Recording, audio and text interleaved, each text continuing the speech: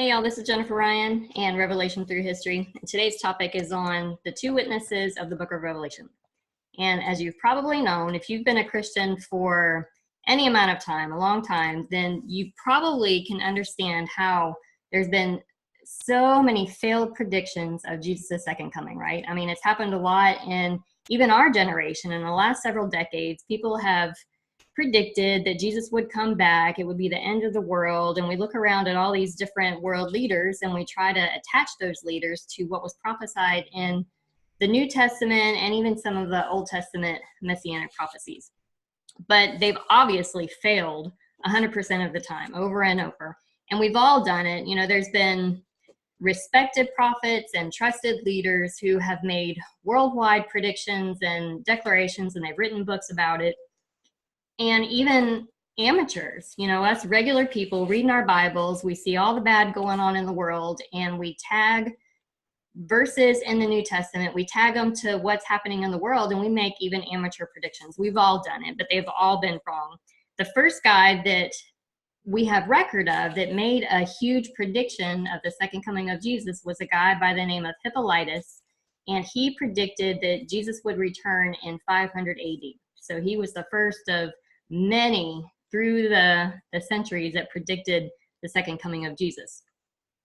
Well, if I've been saying that Jesus has already come back, that he fulfilled all the prophecies of what he would do to set up the Messianic kingdom, well, then all the other prophecies that go along with it, like the man of sin and the Antichrist and all of that, those had to have already happened too. And so we've been taking time, or I've been taking time to explain those and share stories of how they were fulfilled.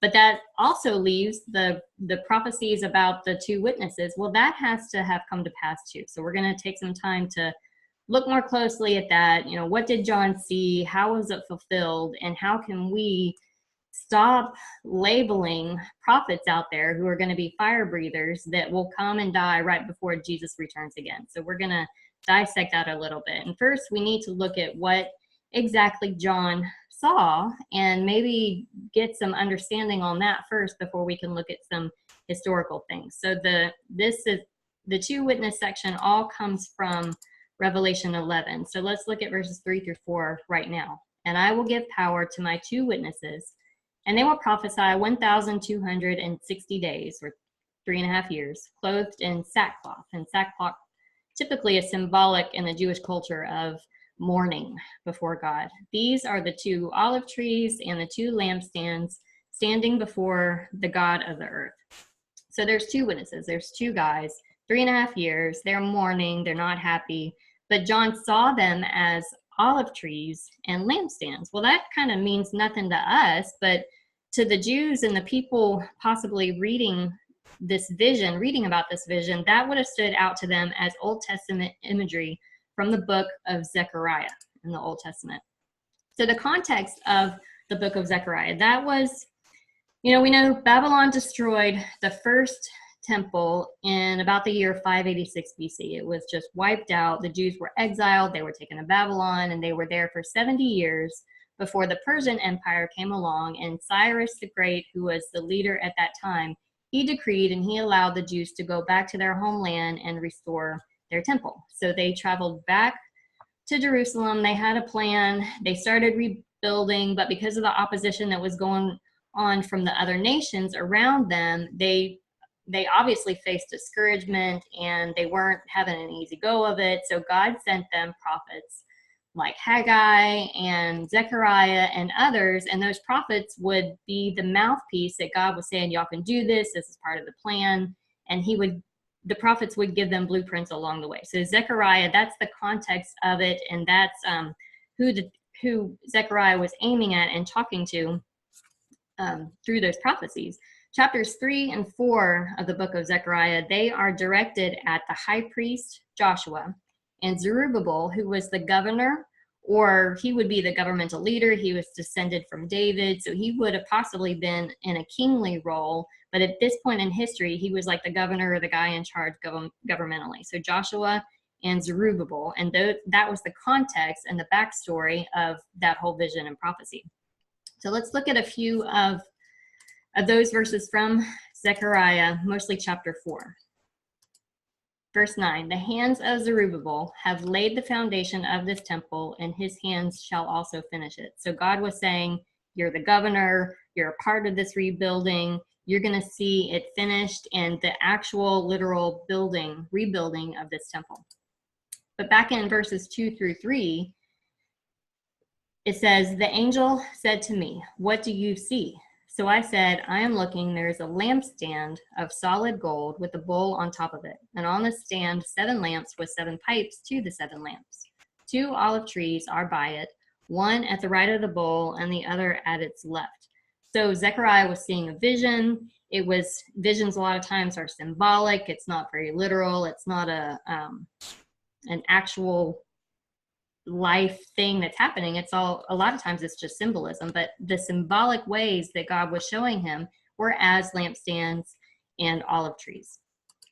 Verses 11 through 14, then I answered and I said to him, what are these 2 olive trees at the right of the lampstand and at its left? So he said, these are the 2 anointed ones who stand beside the Lord of the whole earth. So the symbolic olive tree, an angel gave Zechariah an interpretation to what he was saying, and they were anointed ones. They were men. They were the olive trees, and they were standing before God. But of course, in other verses of this area, this chapter, and even in chapter 3, the context is about Joshua the high priest and Zerubbabel the governor. So they were men, but God saw them as olive trees standing with him. So, if you think about it, Zechariah was seeing in vision form, he was seeing olive trees and lampstands, but the context was in the rebuilding of a temple that had been destroyed by their enemies. So these olive trees were part of the building of it, but John also saw olive trees and lampstands, but it was in the context of that great city, the harlot who was married to God, who had prostituted herself, all of that, the context of the 70 AD destruction. John was seeing that in a cultural reference to their history and what they were familiar with the building of the building in the first place. So, olive trees at the building of the temple, and then olive trees again at the destruction. And if they were men the first time around, they were the high priest and the governor, then they would probably be men the second time around, which we kind of understand that we believe, if you believe that Jesus is coming back in our future, well, then there's going to be literal men who are prophets and that they are here. Okay, so that's easy to understand. But just I wanted you to see a different context of that prophecy and the cultural reference that would have come to mind to the readers of the original vision. So let's look at some more in Revelation that John saw. Okay, verse 2 in chapter 11, but leave out the court which is outside the temple, and do not measure it, for it has been given to the Gentiles, and they will tread the holy city underfoot for 42 months. If you are even a little bit familiar with the preterist teaching, you can see that the 42 months has to do with the 3.5 years of the Jewish and Roman War before the temple was destroyed, and you associate it with Romans. Okay, so Romans are the Gentiles, and the Gentiles trampled it for 3.5 years. And that might be what your mind automatically goes to and how you would explain this verse.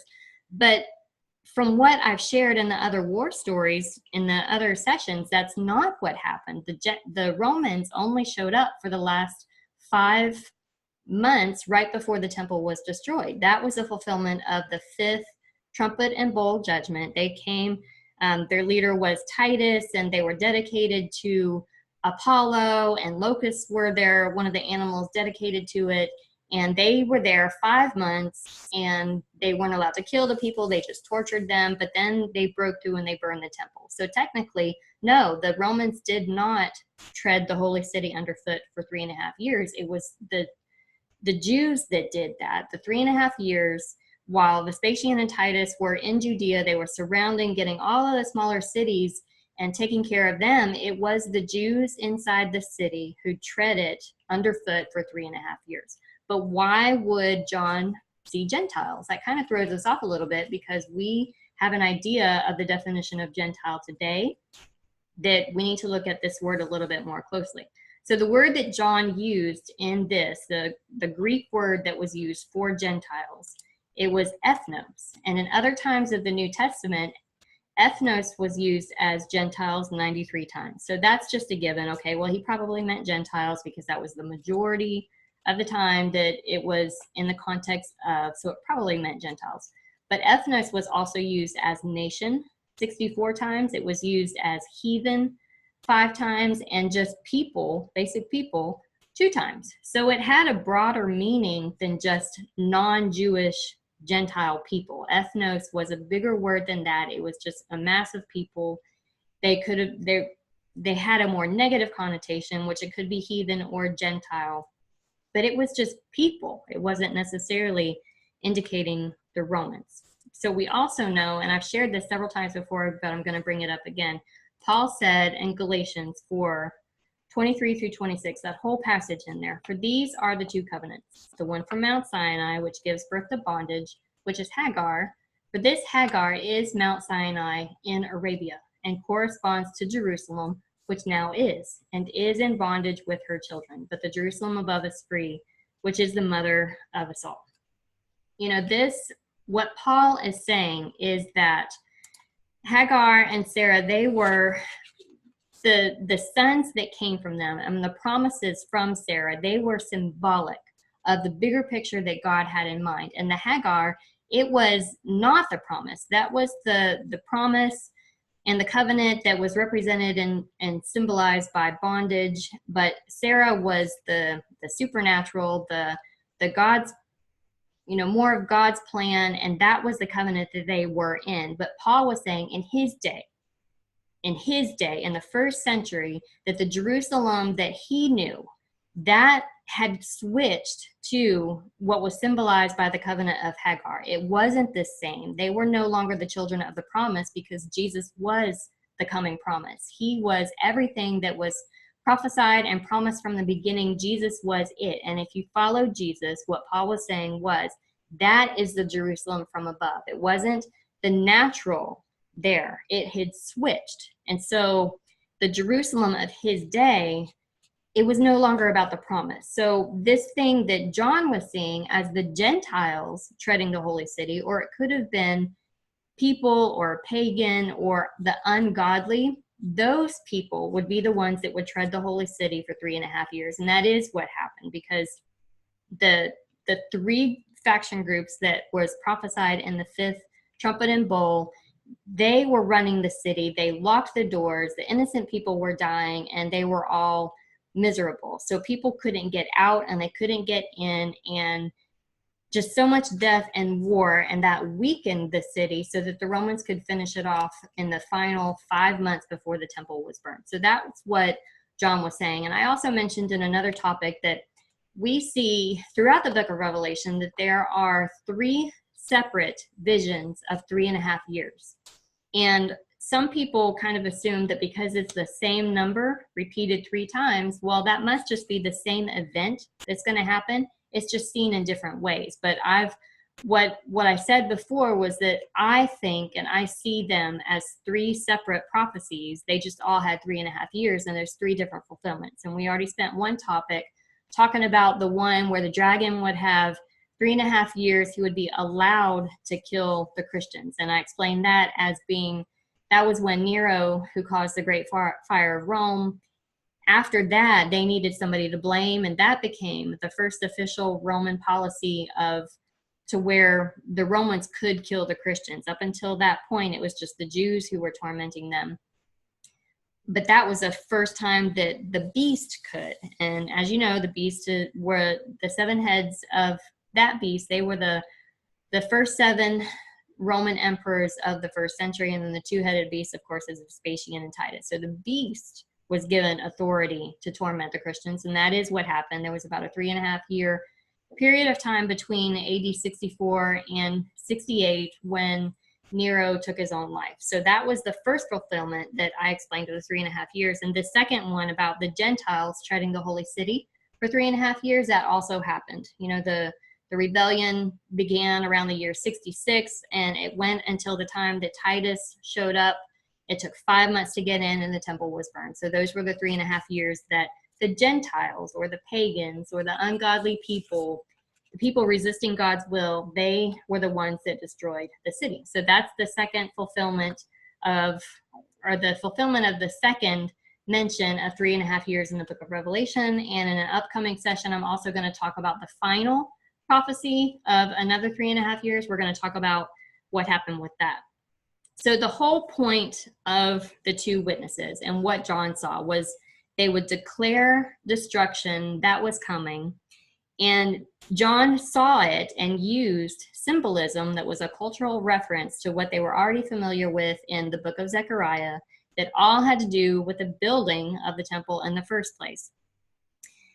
So in order to explain it a little bit more, I want to point out something that isn't commonly known today to Christians, an expectation that God's people had during the first century. And like I said, it's not known today very, very much, but there was an expectation and a popular thought of the masses, kind of like popular thought today is that Jesus is going to return in the future.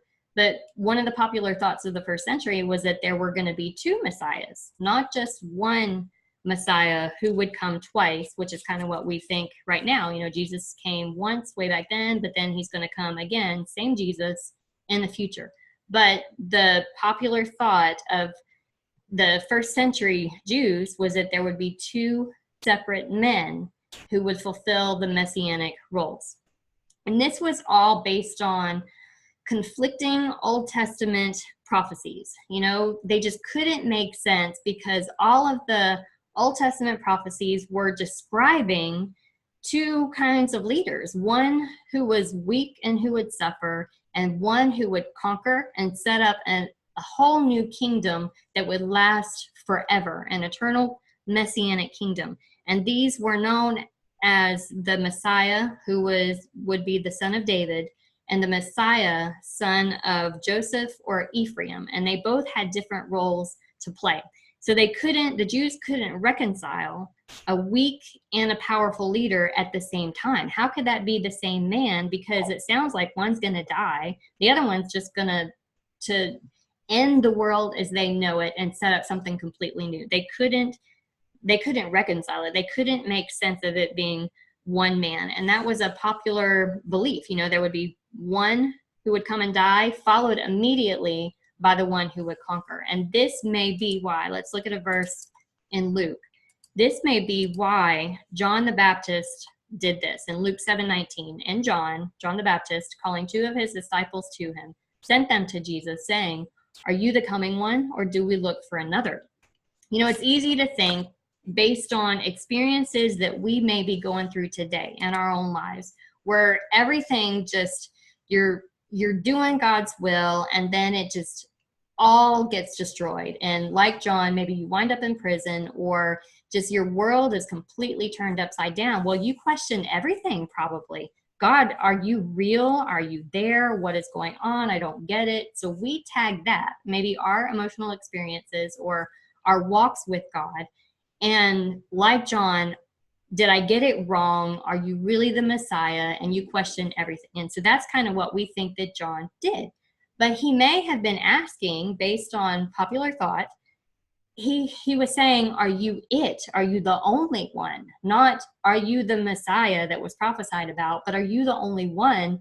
And is there another one coming after you? That was probably a better way to interpret that verse. He was saying, is another one coming? And so Jesus reassured him. He pointed out things of expectation.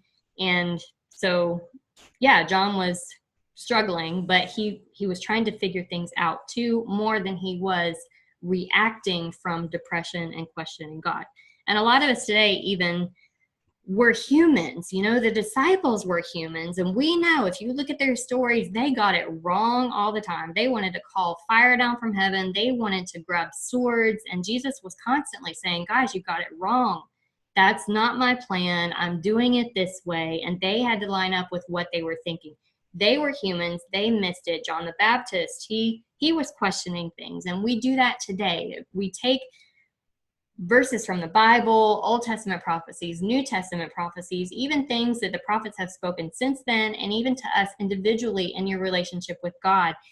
And unless you have a gift of interpretation like maybe Joseph did in the Old Testament, where you can take just these weirdest symbols and you get it right and you interpret it, well, that's a gift that not everybody has. And so if you don't have that gift, it's really easy to say, okay, God, I dreamed this really weird dream and this must be what you mean. Well, most of the time we don't get it exactly right.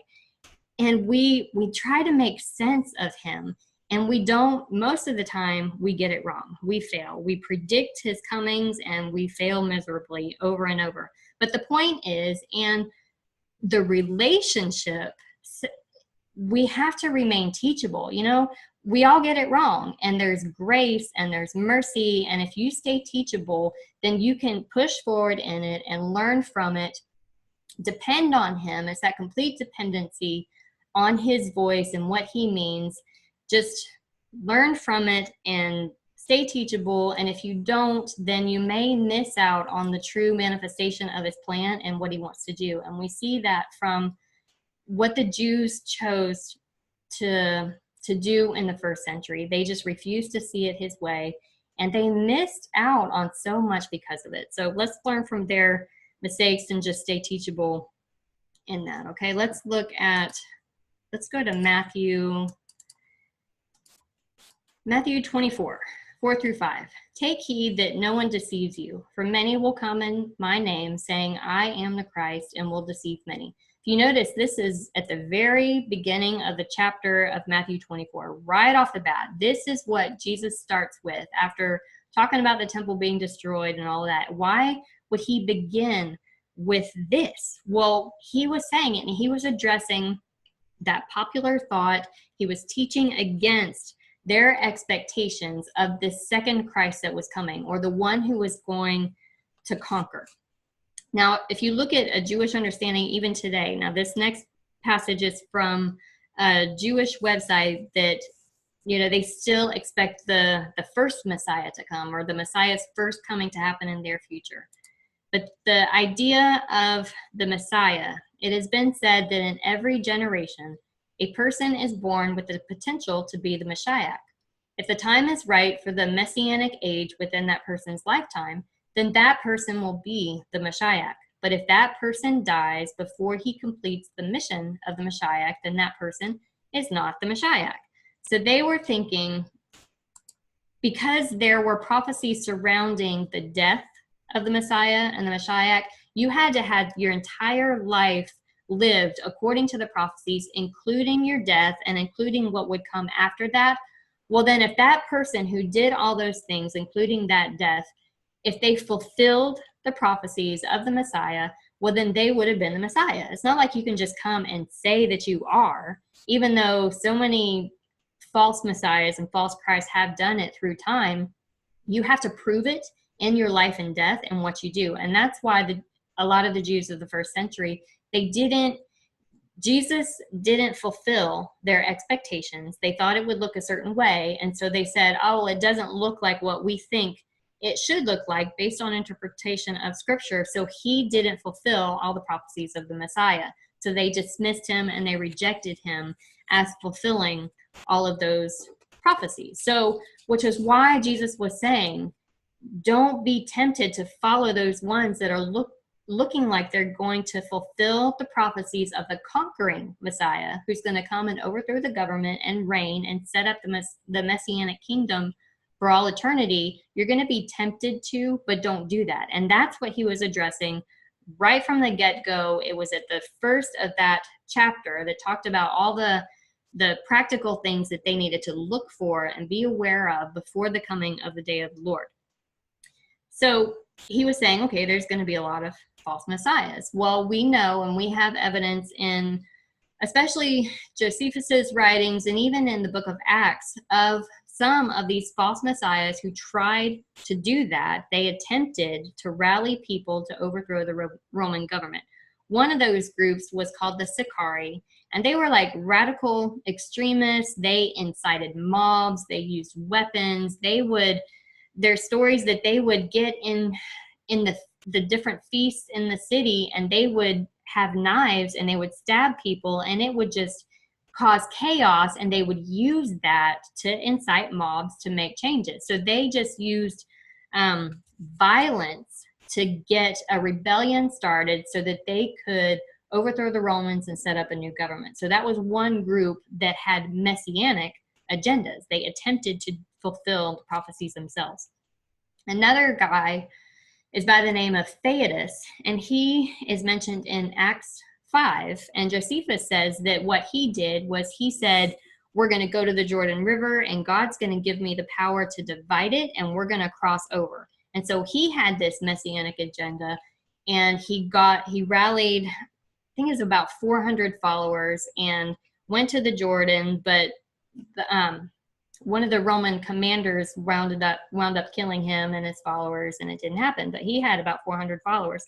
Another was an Egyptian, and he's mentioned in Acts 21, and he got about 30,000 people to follow him. I mean, it was a way bigger crowd that he deceived into following him, and he was the conquering Messiah. He went out into the desert, and he said that God was going to give him the power to, at his command, the walls of Jerusalem would crumble, and they would go in and they would take over the government, just because God was going to use him to tear down the walls. Well, of course, that didn't happen.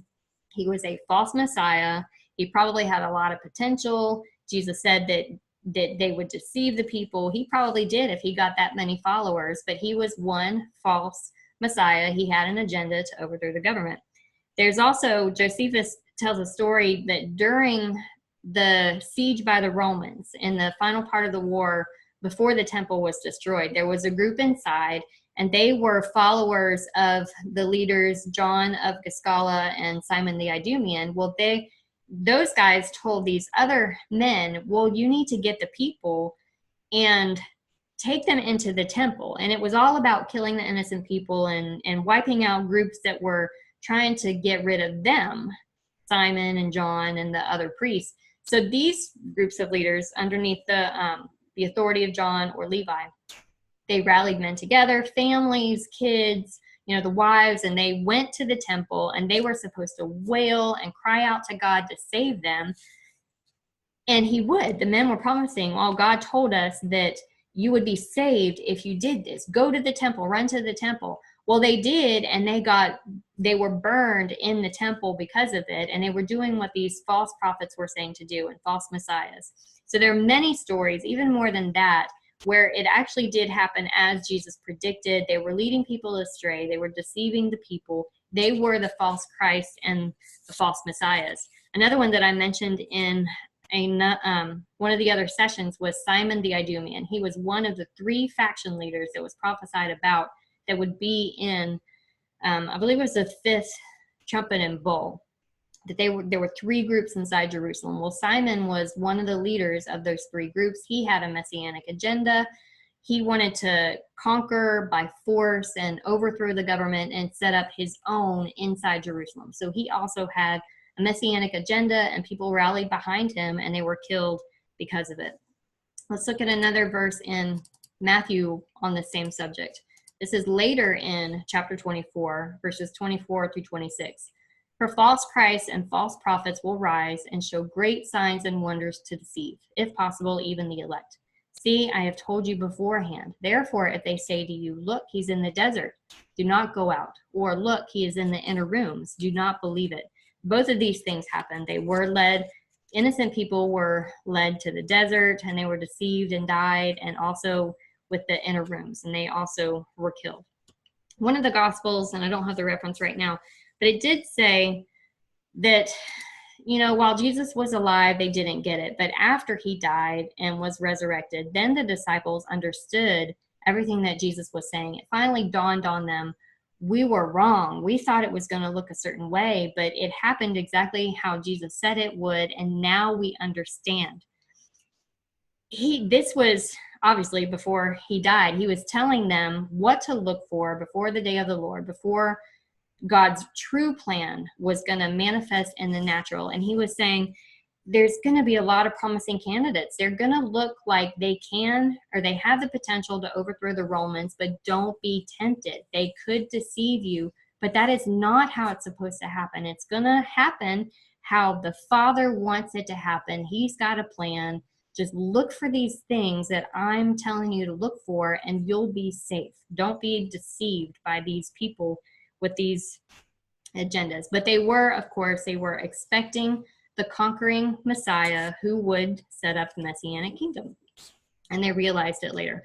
So in the rest of this session, I'm going to propose two separate possible fulfillments of how the prophecy of the two witnesses came about. Okay, I'm going to show one that happened in the natural, a part of the war stories, and then another one that's more symbolic. Okay, just so you can get an idea.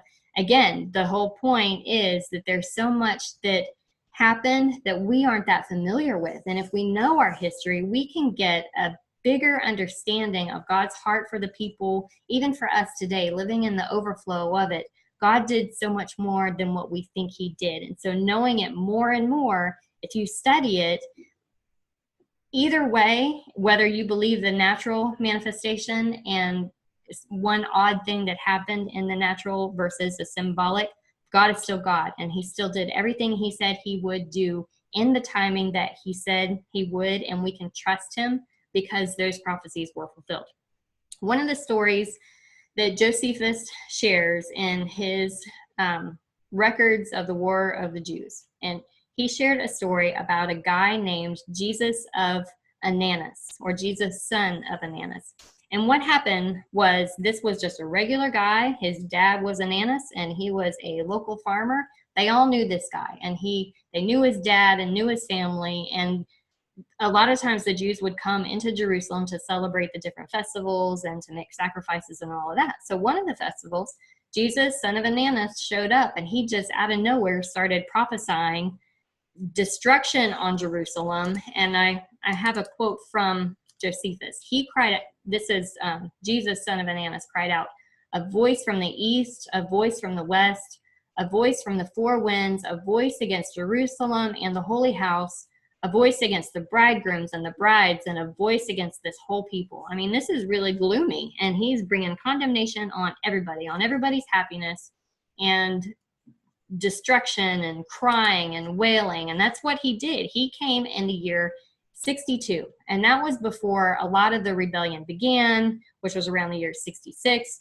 It was still relatively peaceful, and yeah, the Romans were picking fights, and the Sicarii were trying to get a rebellion started, and there was the priests who were wanting to see some things happen. But for the people as a whole and in general, it was labeled more of a peaceful time. And so you have this guy show up at all the festivals just about every day, just wailing and saying bad things are coming. Well, you don't want to hear that. And Josephus recorded that the leaders just started beating him, and he would get locked up, and people spat on him, and they didn't want to hear it. This guy was ruining their day. But he did this even after the war started, and about 66, when the rebellion really got going. People were like, oh, well, he may have been a prophet, because now we're in war and things are getting really bad. But they still didn't want to hear it. He was a nuisance, but he continued on anyway. So he actually wailed this over and over, repeated it for 7 years, until Titus finally showed up and surrounded Jerusalem, and they were overthrowing the walls to get in. Jesus of Ananus, Josephus said that he was on the wall, and he finally changed it, and he said, "Oh, woe is me." And then he was taken out by one of the stones that the legions threw at the wall to break it down. So he was a prophet who was prophesying destruction on Jerusalem. He did it for 3 to 4 years in peaceful times, but then halfway through it changed. And then for 3 to 4 years in the war time, he was doing the same thing. So 7 years straight. And he was finally taken out by one of Titus's boulders. So that could have been a literal manifestation of what the two witnesses did. But we need to look at the verses a little bit more closely so you can see that, because Jesus was only one guy, right? So it kind of wouldn't make sense other than what he did in the natural. It would kind of point us to that. Revelation 11:8. And their dead bodies will lie in the street of the great city, which spiritually is called Sodom and Egypt, where also our Lord was crucified. So we've already figured out the great city was Jerusalem of that day. It was the first century Jerusalem. And of course, it was where Jesus was crucified, right? But this passage says their bodies. It looks plural, right? In the English version, it is bodies. It's more than one. So how could Jesus of Ananas, one guy, be the fulfillment of this? We need to look at it a little bit closer. The Greek word that was used in the original writing was toma, P-T-O-M-A, and that's from Strong's number 4430. It means carcass, corpse, or body. And John used the singular word of this, meaning just one body. Other verses in the New Testament where this is used is Matthew 24:28. For wherever the carcass or toma is, there the eagles will be gathered together. So one body. Another one is Mark 6:29. When his disciples heard of it, they came and took away his corpse, toma, and laid it in a tomb. This is talking about John the Baptist after he was beheaded. So his body, toma, they took it away and laid it in a tomb. So one body. The two witnesses were supposed to have one body. But remember, John used the symbolism of the olive trees, which the people would have recognized it were symbolic of a priest and a governmental leader, a descendant of David, so a kingly person. And so the witnesses had that form. Let's look at another verse in Revelation 11. Verse 5, and if anyone wants to harm them, fire proceeds from their mouth and devours their enemies. And if anyone wants to harm them, he must be killed in this manner. So these prophets who had to do with the destruction of the temple, fire was supposed to come out of their mouth. Well, I mean, if God wants to do that with his prophets, he totally can. He can make anything happen. So if the future witnesses before Jesus' second coming, a lot of people think, well, they're going to literally do this. And that there's nothing wrong with that, although we know that it's never happened in the past. If you think about it, and if you look at Old Testament verses, that this was talked about, but those prophets never literally breathed fire. It didn't happen in the natural. One of those verses is Jeremiah 5:14. Therefore, thus says the Lord God of hosts, because you speak this word, behold, I will make my words in your mouth fire, and this people wood, and it shall devour them. So Jeremiah, he didn't literally have the ability to breathe fire, but he did prophesy destruction and a lot of bad things, and the people really were devoured by those bad things. They were destroyed because of it, and God used Jeremiah to speak that word of destruction. So this breathing fire, it was very symbolic, and that is exactly what Jesus of Ananas did. He prophesied destruction on the city for 7 years, and then he died, and he had one body, but he kind of had two jobs to do. So that is one way that the vision of the two witnesses happened in the natural. Okay, but let's look at something else. Revelation 11:7.